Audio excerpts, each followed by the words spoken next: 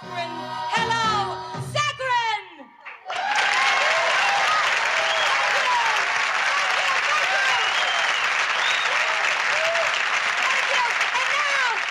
And now, everybody, I'd like to introduce the Rondettes. Jane Curtin from Boston. Ray Newman from L.A. And finally, Linda Ronstadt from the Plaza Hotel.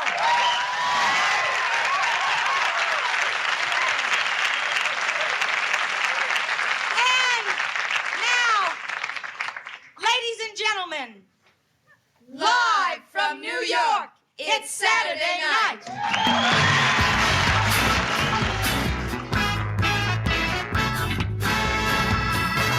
Hello and welcome to the Not Ready for Primetime podcast. We're Gary Seath and Brad Robinson. Sorry, I'm trying to figure out what to say for this episode. Just keep going. I'll catch up. Just go. This week, we're talking about Season 2, Episode 16, with host Broderick Crawford and musical guests Dr. John, Levon, Helm, Paul Butterfield, and also the Meters. With special guest Linda Ronstadt is what my paper is telling me. Apparently. I mean, she's there. That's true. Brad, did you No, I didn't. Broderick I don't know where this Crawford's question's going, but the answer is no. Fairly certain, unless the word Levon Helm comes out of your mouth, no. No. My question is, did you do what was recommended by Broderick Crawford and just sit back and enjoy the show? Yeah, I sat back. I definitely sat back. 1 out of 2 Much is not like bad. Broderick Crawford, I did a lot of sitting. Yes. You two are in similar shape We at the time. both about to drink ourselves to death. Yes. Gary, who the hell is Broderick Crawford? So you know nothing of Broderick Crawford, is that? I know not what much, I'm to understand? and I'm relying on you on this one. Yes, 100%. Okay. That's all true.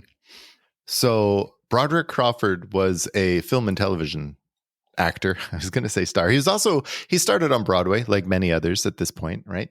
His big breakthrough role was 1949's All the King's Men. Did he win for that? This film? Yeah. Yeah. That was his breakout role. Mm-hmm. He also then was on a syndicated show in the 50s called Highway Patrol, which they reference in the show tonight.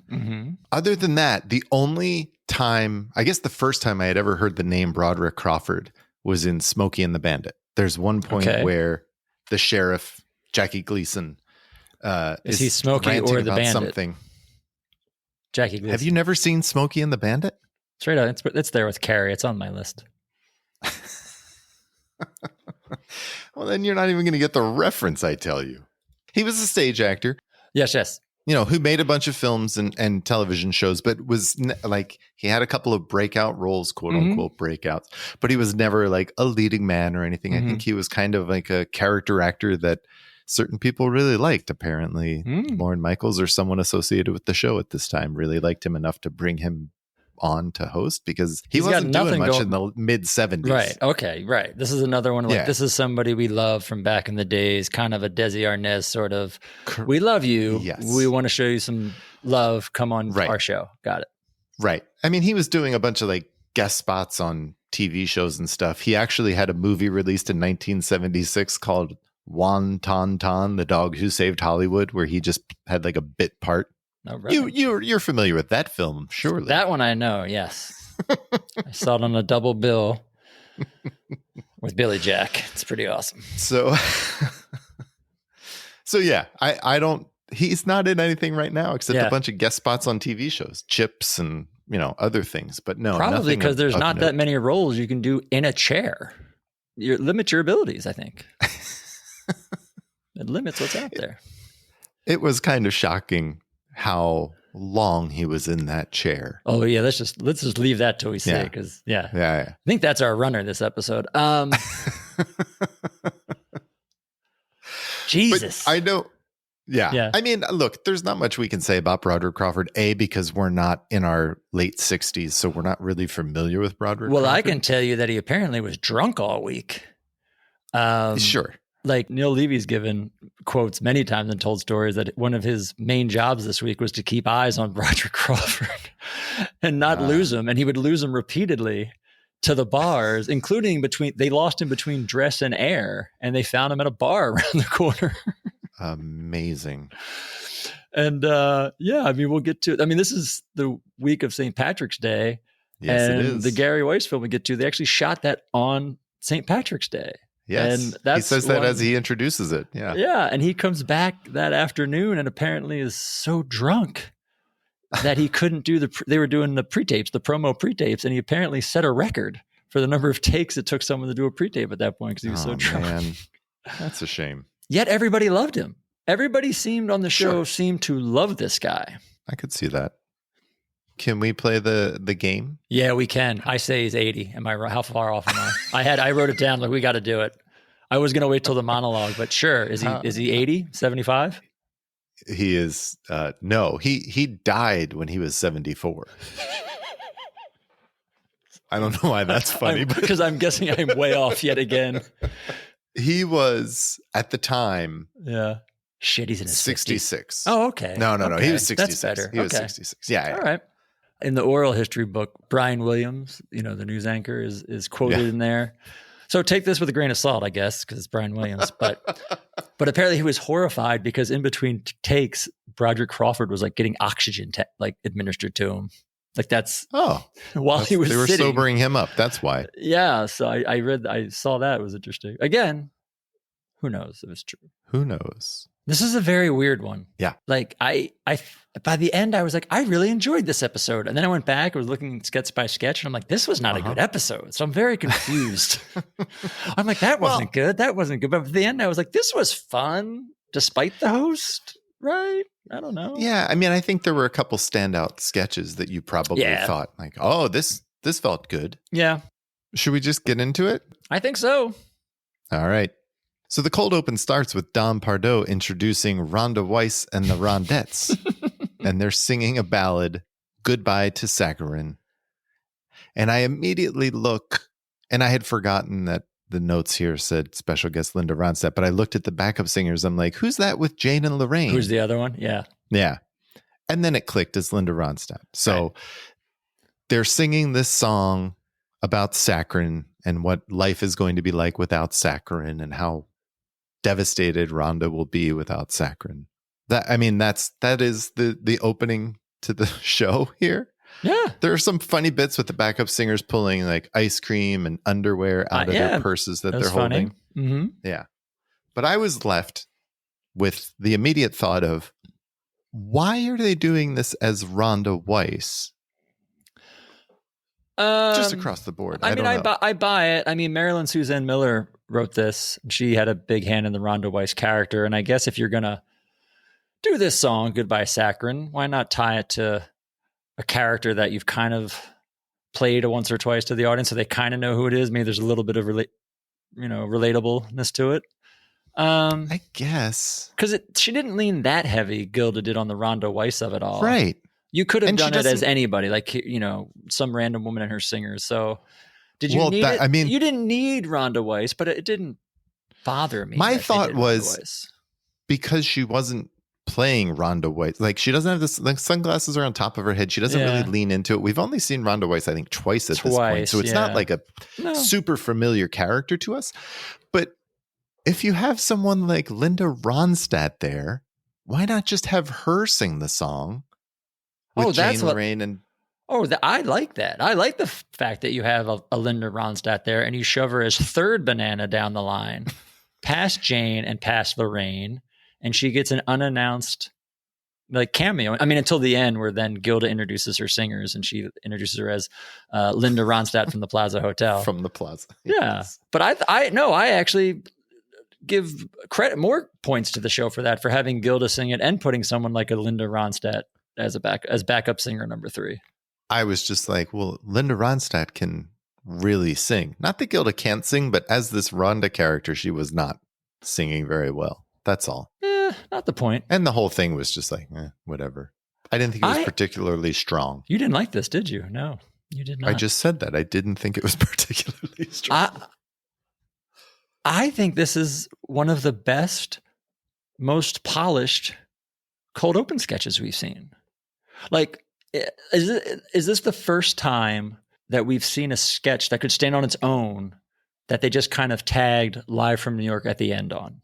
I mean, I think there are different ways you could have had outs to some of the others, like the Patty Hearst one or even the Steve Martin one with the whole Gilda thing. But yeah, I don't know.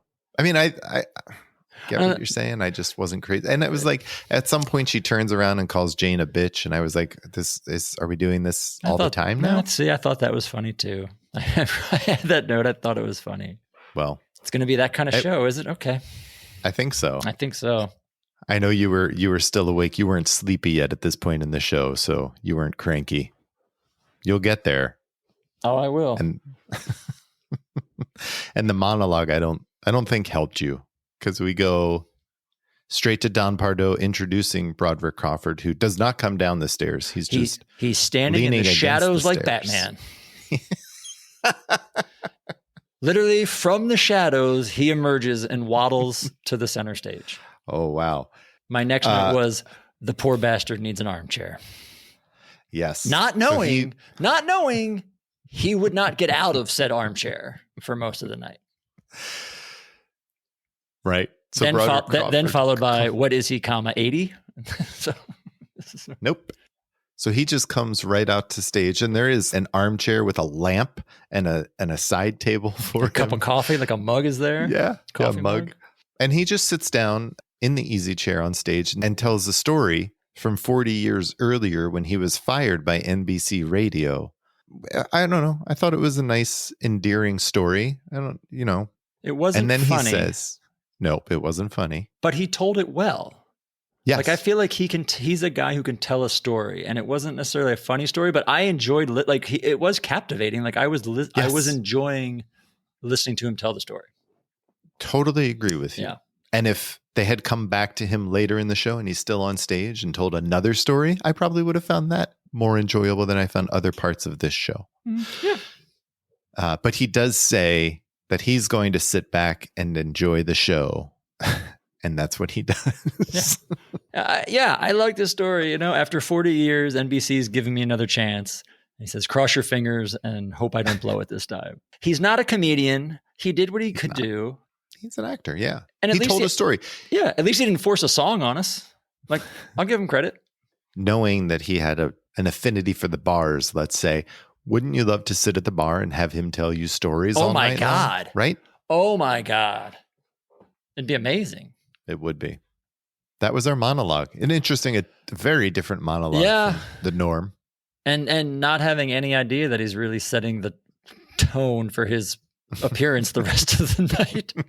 I was not expecting that. But well, I wasn't expecting the next sketch to unfold the way it unfolded either.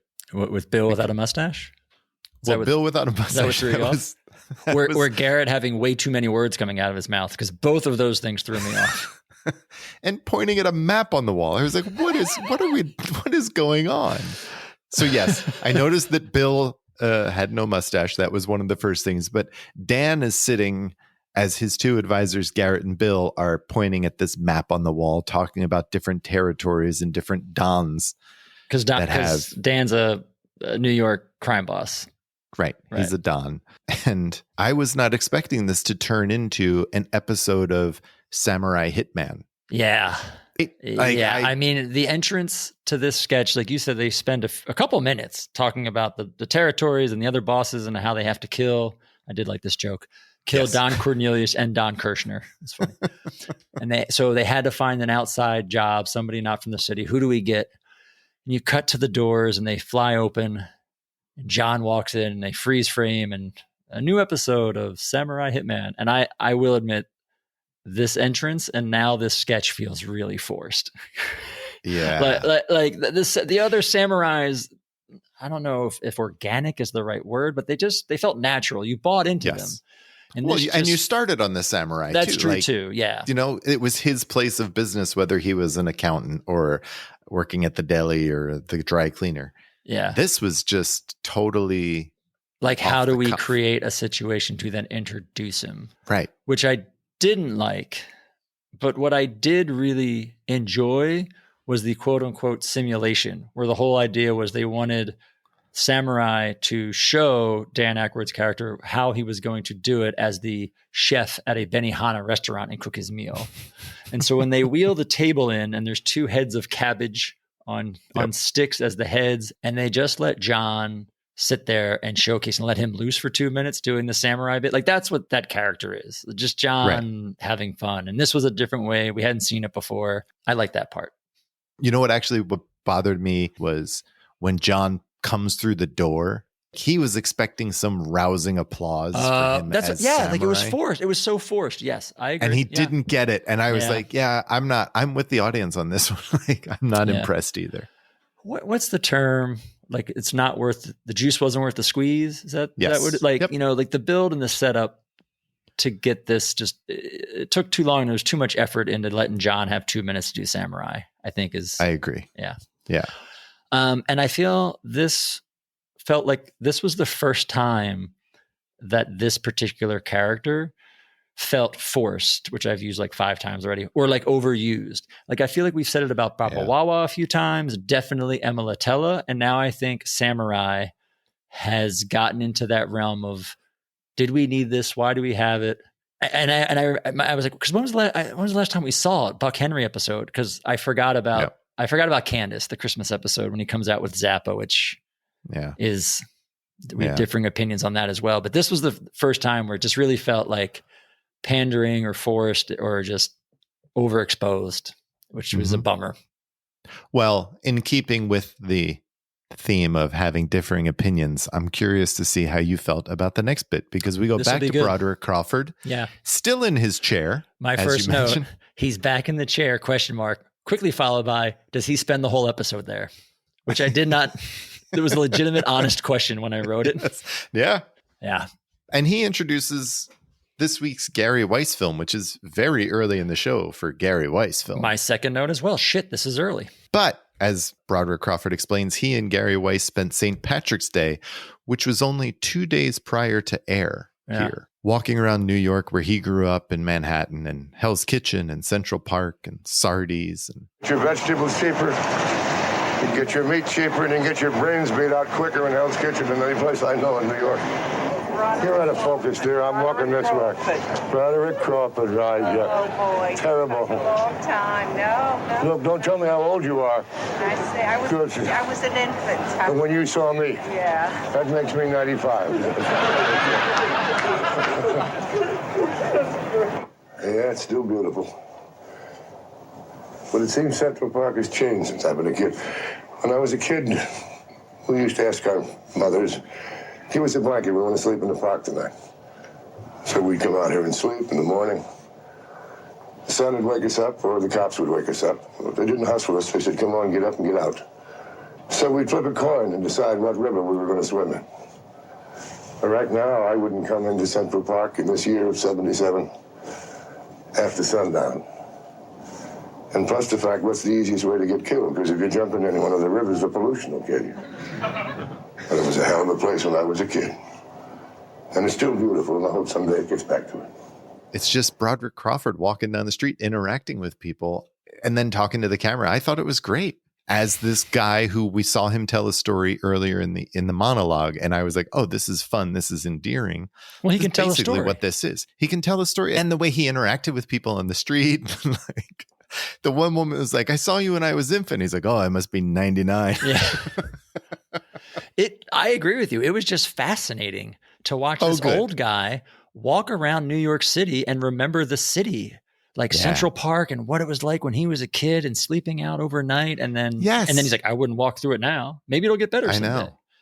I know. No, I'll go out on a limb, and I don't mind saying this. I love this. Yes, I agree. This might be my favorite Gary Weis film. And it isn't funny. It isn't meant to be. No. But I loved this.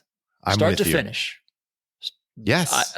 Like we said, he tells a story. His interaction with people is great. He goes to a hotel doorman and like, throws out jokes about low tippers and says he'll move back in. Like just everything about him and this experience was great.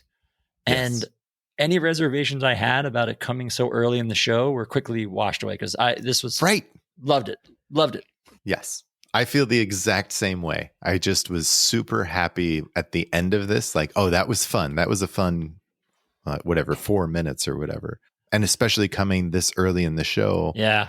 I didn't know what to expect from a Gary Weis film. And this was great. And it showcased the host. We don't. Yeah. I think he works when he has someone like Buck Henry's done a few that were good. And, or just someone engaging. The with. problem a lot of times is he just gets unappealing or uninteresting subjects. Yeah. And that doesn't help. Yeah. But this guy is fantastic. This was great. And like you said, shot on St. Patrick's Day. And Gary Weis has said, they would shoot this and Broderick Crawford would keep saying how he'd have to run to the bathroom and use a bathroom. So he'd go into a bar. Gary Weis would go in there and all of a sudden he'd see like shots lined up on the bar. Broderick Crawford just downing shots. And they got back to the studio that afternoon. Boy. Everybody was like, looked at Gary Weis and was like, what did you do to him? Like he was so shit-faced when he got back to the studio that night. In the Saturday Night Live book, they mentioned that apparently he was so drunk, the record for amount of takes it took to record promotional material. That's a shame. Yeah. All right. I know that pause. Okay. No. I was trying to think of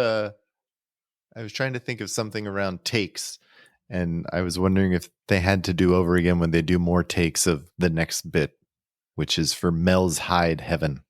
So it starts with, and only because of the way it's like it starts with Dan and Garrett coming out and just slapping five and greeting one another, and then Bill and Garrett. Yeah, what did I say? Dan? I'm sorry. Yeah. No, Bill and Garrett. It's Bill and Garrett because my first note is this is another sketch where Garrett and Bill are both pretty much useless. Yeah. They just come out to, well, they don't even set anything up. They just stand there They're and useless. Pose in their leather because Mel is talking about Mel's Hide Heaven, where you go and you pick your cow. You do the same things that you did at Mel's Char Palace, but this time it's to make leather. And this time Lorraine is Mrs. Mel, not Gilda. Why? I mean, I had two notes. At least Garrett didn't have to say anything.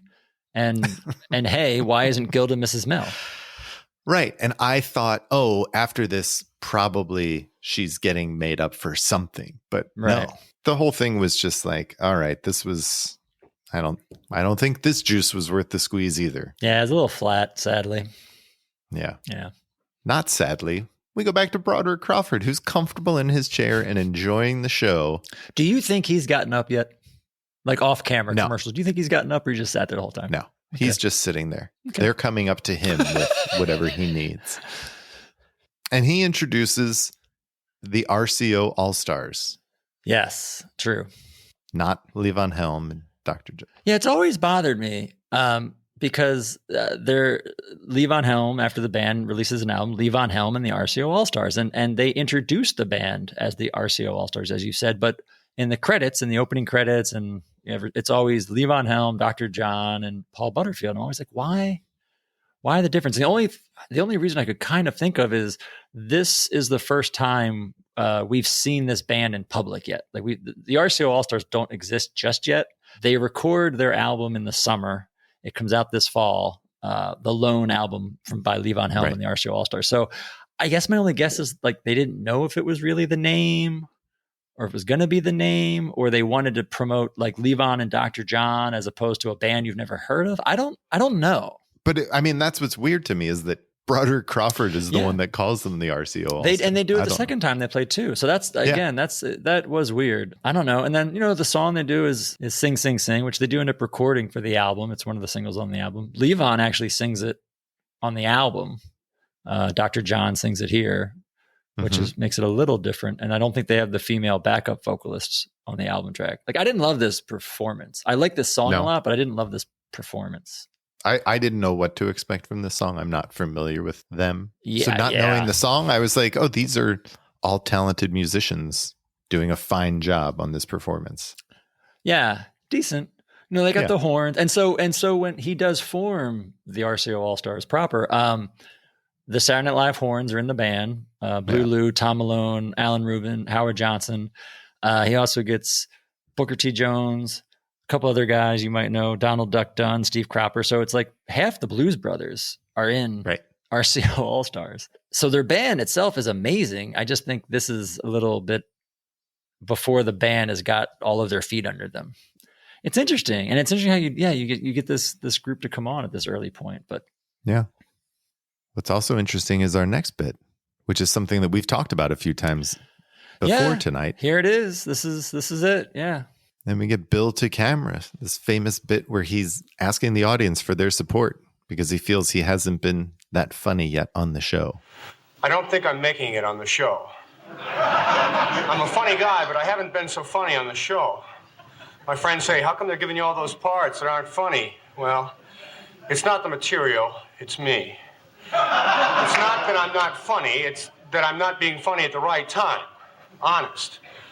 Before, I could be funny whenever I wanted, but now, as a professional, I have to learn to pick my spots, This morning, I picked up my laundry. The guy says to me, Bill, every time you come in here, you say something funny. But I saw you on the show Saturday night, and you stunk. Well, that hurt, just totally destroyed my confidence. Last Friday, I went to a party with Danny. There was a pretty girl there I wanted to impress, and I'm a party animal. I was very funny. Danny said nothing. He was saving it. She said to me, you're so funny, I wish I had a tape recorder. Well, I wish she had too, Saturday night after the show, when she went home with Dan, I could have played the tape back for her. Now, what I'm asking for is your support. I've gotten some nice letters from old friends and people I owe money to. But from you people, I hear nothing. I'm not asking for letters, but I know this sounds corny. Support. I'm a Catholic. I'm one of 9 children. Ed, Brian, Nance, Peggy, Bill, Laurie, John, and Joel. I can say that faster, but I wanted them all to hear their names. I was raised in Wilmette, Illinois, a small mining town north of Chicago. That reminds me of something funny. My father died when I was 17. No, that's not what was funny. He was funny. People always said to me, oh, you'll never grow up to be as funny as your dad. And now, he's not around to see me be not as funny as him. Written by Lauren. It's one of the last things I think Lauren has been fully credited for actually writing on the show. Really? Because we've said throughout he slowly gets less and less involved as a writer. I think this is one of the last true writing credits, and it was his idea. He, as we've been saying, he likes to pull from real life what's really happening in the cast lives. This is just an instance of this is what's happening in Bill Murray's life is actually happening on the show and involves the show itself. I thought it was a great way to, like they've done with Gilda, playing Gilda and being herself. It allowed Bill to be Bill and talk straight to the audience and talk about his family. And I thought it was great. And it's like, he's very charismatic, even in this, as a 26-year-old, I guess he is at the time. But I love that they did this and that they brought it up. Everybody knew he wasn't hitting like everyone knew or thought he could. Bill Murray wasn't connecting. He wasn't landing. He was having struggles, as we've said. And instead of denying it or ignoring it, they chose to highlight it. Like they chose to put him out front and center and shine a light on it. So that kind of thing, I think, makes it special. That's something they would do back then, which I know we don't like to compare a lot to current day, but that's something that they would never do today. If there was a cast member or somebody having issues today, they would ignore it, or they wouldn't bring it up, or they'd say, they need time, or they're still getting their feet. And so other than maybe like a Pete Davidson, I don't know, but I do like the fact that they address this head on. And it is funny, and I do like it, but in watching it for the first time in a long time, I do think it gets a bit more credit than it deserves. In hindsight, like now we know how legendary Bill Murray will become, both on the show and just in the world of comedy. Yeah. So it's very easy to look back and be like, this is amazing. Like all these people thought he wasn't funny and he's, a comedic icon. So I think with that hindsight, it elevates this a little bit more than in the moment. This is just a young comedian having problems. And them choosing to do it. And I'm not knocking it and saying it was a bad idea. I just think it just gets a little bit propped up a little bit more than it deserves. Yeah. But it's a very good sketch and I love it. And I'm actually so intrigued to see what he shows up next in this episode, because this is a very interesting way, especially after we've talked about, he's been in 2 sketches today and hasn't done shit. Right. And so it's like, right. And then we see him later. Yeah, he does. Yeah. Juxtaposed to him is someone that everyone loves. Mm-hmm. and she's playing someone that everyone loved, and as she's Lucy. and she's great. She's great. So we have, and this is like a classic sketch as well, I think, where it's Gilda as Lucy. No, I don't know how this classic this sketch is. I don't think No. your casual fan knows this sketch. Maybe. I hope they No. do. It's very I don't good. know. I mean, we remember because we just watched it recently for the Michael Yeah, O'Donoghue episode we did on the SNL Hall of Fame podcast. Because I honestly had kind of forgotten at least like the ins and outs of this sketch until we watched it a couple months ago. Yeah. But it is very good. It's a great sketch. Yeah. So this is Gilda as Lucy, and she's taking it's a take on the famous I Love Lucy chocolate factory bit where Lucy and Ethel are trying to keep up with the conveyor belt, but they can't. This time, Dan, as Mr. Witherbottom, explains that she has to put whipped cream and a cherry on top of the nuclear warheads without letting them hit the floor and then put them on the shelf. And he says, all right, if you have any problems, flip that lever and I'll be on my way. And he leaves. And then it's just Gilda in all her brilliance playing with these nuclear warheads and the whipped cream that she was having some trouble with and making it all work. And then eventually, of course, they drop a nuclear warhead. This is, I think we've talked about it before. The brilliance of Gilda's physical comedy is totally on display in this sketch. Oh, there's no She's dialogue. great. I mean, after after Dan gives her the instructions on what he has to do, he walks out again until the very end when he comes back. There's not a single word of dialogue. It's all Gilda and all physical comedy. And she is just amazing. She's amazing. I think it's a fun take on that classic I Love Lucy sketch or bit that everyone knows with the chocolate. Yeah, it's a great premise. I mean, this is classic O'Donoghue. He takes that premise and just this, you can totally see this is him turning it on its head. And this is another one. It's brilliantly written. It's so well written. You know, the setup and the dialogue in the beginning, and then just all the action of what Gilda has to do, and the bomb, and the fact that it's a nuclear warhead is just priceless. You know, it's classic O'Donoghue way to turn it. But I think this just highlights the two of them, Michael and Gilda, just great. Yeah. And especially the that's end. a good point. Especially like, you know how it's going to end.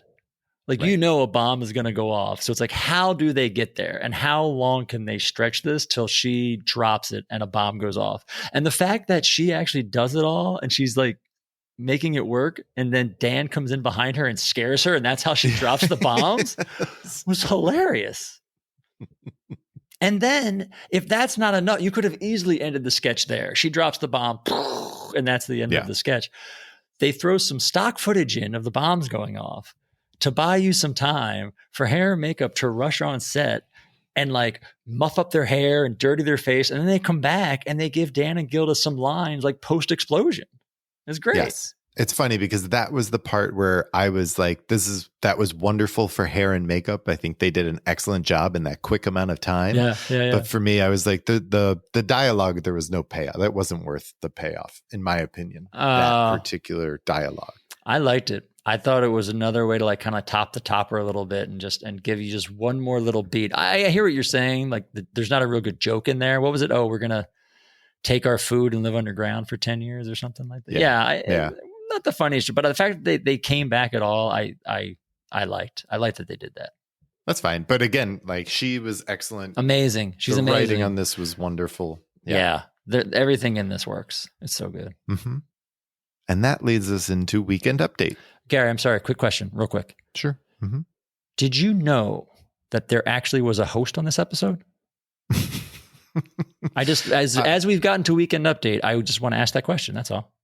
I thought this was more like a Masterpiece Theater where he just threw us the stories. That's what it should have been. That's how they could have utilized him, actually, is just like he introduces every sketch as a legitimate host, just like, here's this. Yeah. Here's that. Yeah. But Weekend Update starts with Jane talking about her stockings and the boots and the panties that she's not wearing. Mm-hmm. Because we've already seen her bra. Mm-hmm. And I thought this was funny. It came a few weeks later than I guess the setup the week after the bra joke was that not this week, she had a headache. Yeah. Right. Mm-hmm. And then we kind of forgot about it for a couple weeks and then we came back to this. Did you which like just surprised me. Like this? Because I'm torn. I'm legitimately torn. I don't know if I like this or not. It's interesting. I feel the same way as you do. I'm not sure that I like it as much because I don't think there was a payoff at the end. Do you think Jane liked this? I think she did. Because sometimes I try to watch when Jane does stuff that I could see her not liking and trying to see if I can tell with her performance if she liked it or not. Yeah. Yeah. She had a great reaction when she's going through everything you just said, and some guy in the audience like does a cat call whistle, and she totally like looks off screen, is like what, and like I did like her reaction to that. But once she started going to the panties and her mesh panties, I didn't know where she was going to go with it and how they were going to get out of it, and they really didn't. They just kind of like that's let the it thing stumble off. But she does a bunch of Carter jokes and a Bob Hope, Lucille Ball joke, and nothing really stood out in the jokes.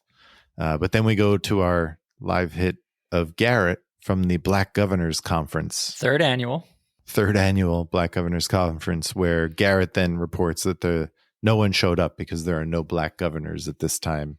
And then it gets meta. And he's just like, wait, isn't this Lorraine's thing where she shows up somewhere where nothing's happening? Yeah, which I liked. I did like the Lorraine jab. Yes. It was great. I did too. Only thing I liked about it. Yeah. Again, we get some more jokes that I was like, all right, nothing really hit. Well, they do like an Edie Amin. They do an Edie Amin bit where he's going to play on the Harlem Globetrotters, right. And they do like a montage of basketball shots with the Globetrotters music, and they call him Meadowlark Amin. Yeah, but it's like that just was like, okay. But they were photos of Edie Amin playing basketball. Oh yeah. Didn't make it any funnier. And then we get a commercial, which was weird because it was a rerun of the Puppy Uppers commercial. I mean, at least it's a good one. Yeah, I guess, but I don't know. I was like, oh, how would John Schneider feel about this? Knowing that he doesn't like commercials. He would not like it at all. And this is as a rerun. Yeah. I don't know. I was just like, why? Why are you doing this? But what do you think Broderick Crawford's going to get off his ass and do a live commercial? Come on. You got to play the hand you're dealt with, babe. I guess. And then because, as we mentioned, St. Patrick's Day was earlier this week, we get one of, I think this is one of your favorite bits. Yes. Do you want to set it up? You want to tell us all about it? No, I'll just keep rambling. You should do it. All right. So John Belushi comes on to talk about the luck of the Irish. And then Jane wraps up with Goodnight Mary Richards. Thank you. Good night. Should we just move on? Moving on. This is a classic Belushi rant where he goes off about the luck of the Irish, and he talks about how unlucky they actually were, and then he goes into the they love their mothers. Well, he starts off rattling all the Irish expressions, and this is this is a brilliant job of what we've said before, and he hasn't done one of these in a while, of the slow burn, because he starts off very light, Irish expressions, top of the morning, kiss the Blarney Stone, I'd like to smash you in the face with my shillelagh. So he's just very kind of calm, and then he gets into the luck of the Irish, and that's where it turns. Yeah, where he starts telling the story of his friend who gets locked up for being drunk, leaves the country and has to come back for his mother's funeral and get busted at the border, and like. And what happens? He calls me up and he says, "Hey man, I got busted at the border. I need $5,000 bail, Wait a second. I said $5,000, man. I said, hey man, I never even seen $5,000 in my life. So don't ask me for it, man. Watch, ask your mother. Which is a dumb thing for me to say because his mother just died. I got this drunken Irish junkie who wants to kill me because of what I said about his mother being in terminal dreamland, Oh, one thing, boy, just give me out! One thing! They love their mothers, boy! Oh, they love their mothers! It's mama this and mama that! Oh, my Irish mother! I really must be heaven because my mother comes from there! Was this the first time he's done one of these rants with Jane? I couldn't remember. Oh shit, might have been. Because I mean, obviously he did them with Chevy. Yeah, the first with Chevy. This might have been the first one with Jane, because she genuinely looks scared at the end when John hauls back. He's like, hold on, and he cocks his arm. She genuinely looks frightened. Yes, she recovers well after he falls and has his heart attack, wherever, and falls off the stage, but. She recovers like a pro, but in that moment, yeah. I mean, I think she's so good because they like pull the camera back and it's a 2-shot for a while, and you can just see her annoyance in the whole thing. And she's like rolling her eyes and giving him dirty looks before she tries to even interject. And that's when you see her, like, I don't know. I just feel that her range of emotions in this bit when she is on screen was very well done. Yeah. Because she rides the ride the whole way. And he's at his 10 at that point. I mean, we've been saying he's been going. He's like, and I say, and he, and she just, yeah. And she's like flinching. She's going like his energy is manic at that point. Yeah. Yeah. It's just chock full of great lines, the whole thing, which is a really dumb thing to say since his mother just died. $5,000, man. I've never seen $5,000, man. Why don't you ask your mother for it? Which was a really dumb thing to say since his mother just died. It's still one of my favorite. It's classic. I've got this drunken Irish junkie wanting to kill me for what I. All right, we just got to keep going. And then she ends with "Good night, Mary Richards." Yeah. Call.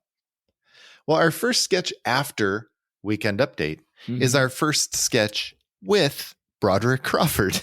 Yeah, and you only know that going in because it's Highway Patrol. It's like the opening credits for Highway Patrol. Which my first question was, I wonder if he's going to be in a seat. Cut to, what do you cut to, Gary? Broderick Crawford in a chair in the police station, and Danny comes in. So first of all, like my note, he's fucking sitting. Yes, he's sitting. They use the actual open to Highway Patrol, which I thought was funny. Like it is the legit actual show opening credits. Oh, it's different to that with show. the different voiceover. Yeah, because they reference the Klingons at one point in the voiceover. So then we come to Broderick Crawford, of course, sitting down, and Dan brings in someone that he's arrested. It turns out it's John. Turns out that he's Jack Kerouac. Yeah. And And then he like sends Kerouac out, and then they get another call on the radio that they have to go deal with some suicidal, homicidal hostage situation, but it's a Siamese, I believe now we say conjoined twins. But Lorraine and Jane. Yeah. Lorraine is threatening to kill herself and her sister. And then they bring in, and there's no, Broderick Crawford is not adding anything to this really, except like he's a reason detective in this. Yeah, except a reason to make it Highway Patrol. Yeah. And then John and Bill come on as Siamese priest to talk the girls down or talk Lorraine down. And I thought John and Bill were really good as the conjoined twins together, arguing. They both had their Irish accents and arguing over who did what. That to me was my favorite part of this sketch. Who gets the gun? I thought it was funny when they handed the gun and John gets the gun. He's like, I got the gun. I got the gun. And he gives Billy shit. He's like, you always get to shake people's hand. You're right-handed. So moments, I guess. There were moments in this, but as we've talked before about there being like an anchor sketch to the second half of the show. And this was like 6.5 minutes long. I did not think it was worth it. No, I mean, I ended this with, at least they got the host in something, which I feel like was a win at this point. And he was on his feet. So it's like 2 points, I guess. Yeah. Again, not every sketch has a solid ending, but it just was like, let's get out of this. Yeah. Let's leave. Let's split. And that's what we did so that we could tune in to an episode of Baba Wawa at Large. This time she's in the Los Angeles home of Godzilla, whom she interviews about his birthplace and his family. And apparently he has a wife and kids. She's 5'3". His wife is 5'3". They talk about their love life very carefully. Very carefully. And his stunt work. And this is John. John is busy tonight. Yeah. I mean, in that last sketch, he had 2 roles. Yeah. I thought he was good. I really like John in this. Like, I know this is weird to say because he's completely obscured in a life-size Godzilla costume, but he's kind of reserved. He plays it straight, like as if Godzilla was an actual person, like working actor. I thought he was really good. And he's like flirting with Barbara Walters too. The hand's always on her knee. Yeah. And she was good. Like they were both very good in this. Yes. After watching this sketch, I was surprised how much I liked it. Because it was short. Because I'm not a huge Barbara Wawa. It was they short. Didn't milk it too long. Yeah. And it wasn't all about her speech impediment, right? Like right. The joke here is that she's interviewing Godzilla. It's not the speech impediment. Like they Yes. throw some words in there, Yeah. right? Mm-hmm. Yeah, I really That's a good liked point. it because of that. So I thought this was fun. I agree. I like this one a lot. And now, here I am in the luxurious Beverly Hills home of a great Oriental film star. Of course, I'm referring to the truly terrific Godzilla. How are you today, Godzilla? I'm fine. How are you, Barbara? Oh, just fine. Godzilla, is this your place? Yes, it sure is. You know, you just can't get away from it. You know, the work is here. This is where I'm going to make my home, Los Angeles. Godzilla, is that a Japanese name? No, you know, a lot of people think I'm from Japan or a Muppet, you know, but actually, I'm neither. I'm Hawaiian. I was born in a crater off the coast of Oahu, and my egg was hatched from the warmth of a lava flow during an eruption from a dormant volcano. Oh, from the warmth of a lava flow during a volcanic eruption. And I think earlier that week, John was on TV, like he was like hosting some type of Godzilla show, like movie presentation on TV, and was like wearing this costume doing that. So I think this is like the second time that week he actually played Godzilla on TV. Oh, that's funny. Yeah, this was good. I thought it was a good sketch. This is a still too, I feel like, is iconic. Like when they always show photos from back in the day, it's always Baba Wawa sitting next to Godzilla. I don't think they show the sketch very often, but I feel this still image is one you always see. And then we go back for the RCO All-Stars again. What was this song? I'm sorry, you did say it before. This is called Ain't That a Lot of Love.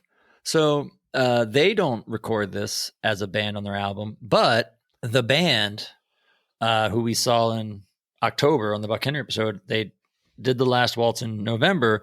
They released an album after The Last Waltz. It was, you know, a contractual album for the studio. And this song, Ain't That a Lot of Love, is on that album, which had just come out that week. So it's kind of an interesting choice. It's like Levon's on singing a song off the new band album, but not singing it with the band. Right. This is a rocking song. I like this better than the first song. I agree. I did like this performance better They than felt the first more one. connected, Yes. like as a unit. Like Yeah. they were everybody was firing together. Paul Butterfield's great on this, on the harmonica. He's fantastic. Yeah. They played an awesome show at the Palladium in New York City on New Year's Eve, 77, which is like an awesome bootleg. And they sound really good. So if you like this kind of music, they're a great band. Just unfortunately, I think by 1977, not that many people are digging this kind of music. It's a bummer. You know what else seems a little bit outdated? No, don't say that because A Richard we got to Nixon- keep going back to that well for some reason. Richard Nixon sketch? Yeah.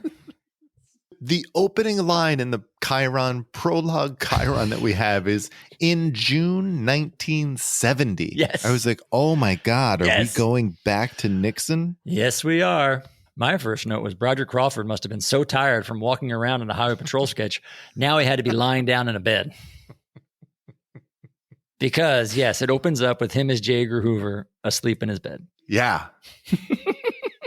So he would actually go on to play J. Edgar Hoover. No shit. In a show called The Private Files of J. Edgar Hoover. Really? Yeah. TV show? It was a film with a bunch of actors were in it. Really? Like Rip Torn. Holy shit. Could you imagine Broderick Crawford and Rip Torn at the bar? Oh my God. Right? Amazing. Some other folks. George Plimpton. This is fun. This is fun. But anyway, so yes. The movie, not the sketch. Deep diving on Broderick Crawford is a lot of fun. This sketch, not so much. Essentially, this prologue comes on to talk about the evil plot that Nixon was trying to develop of like a secret police force, essentially. And then we have Nixon, Dan, and his daughter, Julie, played by Lorraine. Why is his daughter with him? I don't know. Why is she there? Yeah, it made no sense. They're breaking into J. Edgar Hoover's bedroom.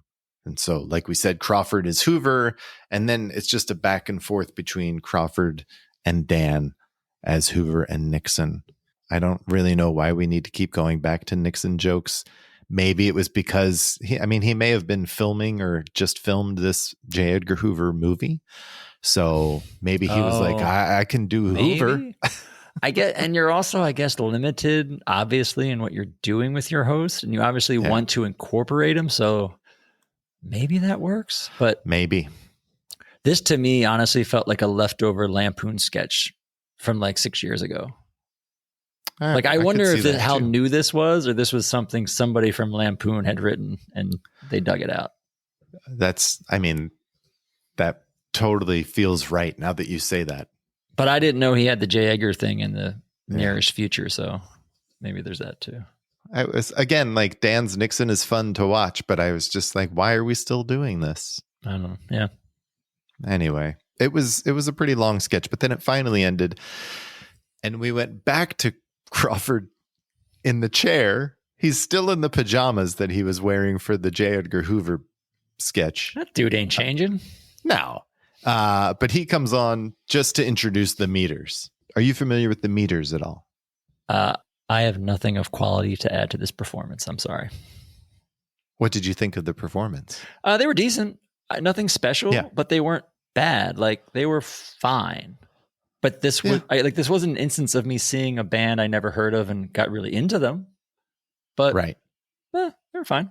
So the meters were more of a backup band, like a session band and a touring band. Okay. That then went out on their own. And I think they only did a handful of albums on their own, but they were like some of the pioneers in funk music. Like that's their claim to fame, is they created funk in a way, or were at the forefront of funk.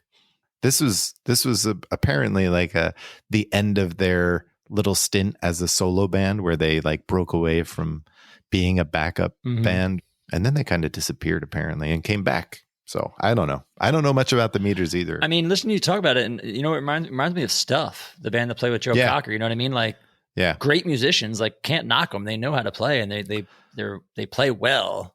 Just wasn't anything that like lit, you know. But that was it. That was our show. Then we come back for good nights. And he's still fucking sitting. Well, why wouldn't you sit? I mean, why not now? Why change it now? He's in the pajamas. He's in the chair. He's got nothing to do now except go to bed. Or to the bar in the pajamas, whatever is his preference. I don't know.